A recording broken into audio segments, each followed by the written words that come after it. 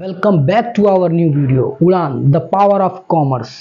आज आपको इस वीडियो में मैं journal entry double entry system के बारे में बताऊंगा। आप इस बात का यकीन रखिए कि आप इस रूल के बगैर आपकी अकाउंटिंग ज़ीरो है, क्योंकि अकाउंटेंसी का सबसे पहला अगर कोई पड़ाव है तो आपकी क्या है, जर्नल एंट्री होती है।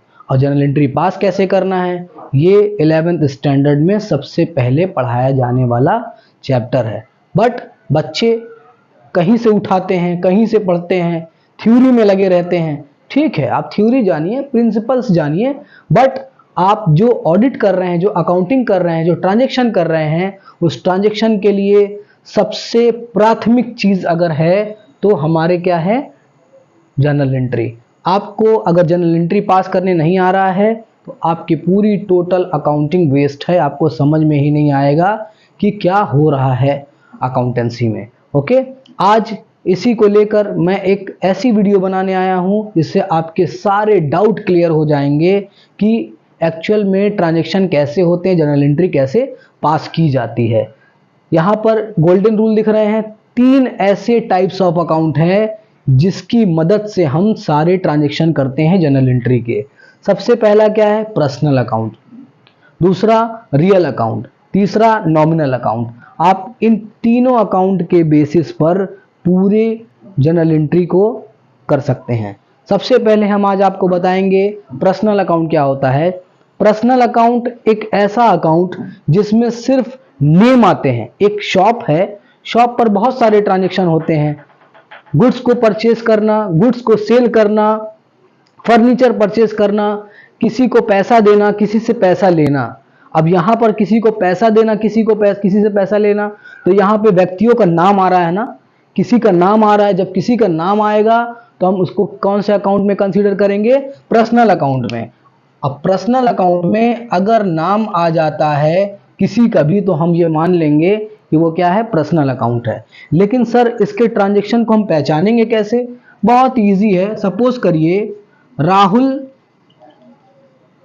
Paid cash to Naresh. Rahul ने कैश किसको पेड किया, नरेश को। और रियल अकाउंट का जो आपका फॉर्मूला है वो क्या है, डेबिट द रिसीवर। जो रिसीव कर रहा है उसको डेबिट कर दो और क्रेडिट द गिवर, जो दे रहा है उसे क्रेडिट कर दो। और जर्नल एंट्री आप जानते हैं कि एक स्पेसिफिक टाइप के प्रोफार्मे में हम लोग करते हैं। ये प्रोफार्मा आपका है, ठीक। यहाँ हो जाएगा डेट, यहाँ पार्टिकुलर्स, यहाँ लेजर वैल्यू, यहाँ अमाउंट डेबिट और अमाउंट क्रेडिट। ये है आपका डेबिट अमाउंट, ये क्रेडिट अमाउंट। जैसा आप देख सकते हैं यहाँ पर Rahul paid cash to Naresh, हमने बताया ना पर्सनल अकाउंट जिसमें नाम आता है, इसका रूल क्या है, debit the receiver credit the giver. Rahul Naresh को पैसा दे रहा है। अब इसी रूल के अकॉर्डिंग चलेंगे, डेबिट द रिसीवर, रिसीव कौन कर रहा है, नरेश। नरेश को क्या करेंगे, Naresh account debit to paid कौन कर रहा है, क्रेडिट द गिवर, दे कौन रहा है, राहुल, टू राहुल्स अकाउंट।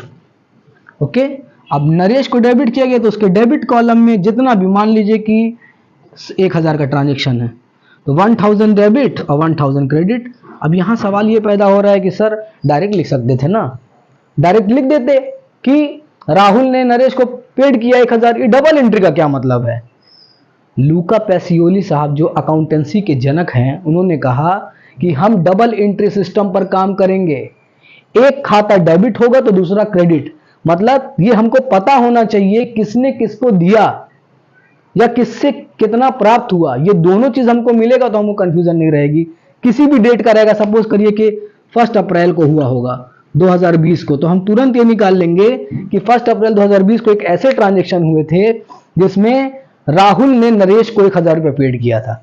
तो सारी इंफॉर्मेशन गिवन है कि नहीं गिवन है? तो पर्सनल अकाउंट में सिर्फ और सिर्फ नाम, अगर नाम आ जाएगा तो हम कंसीडर कर लेंगे पर्सनल अकाउंट है। और कौन सा रूल लगा देंगे बेटा, debit the receiver and credit the giver.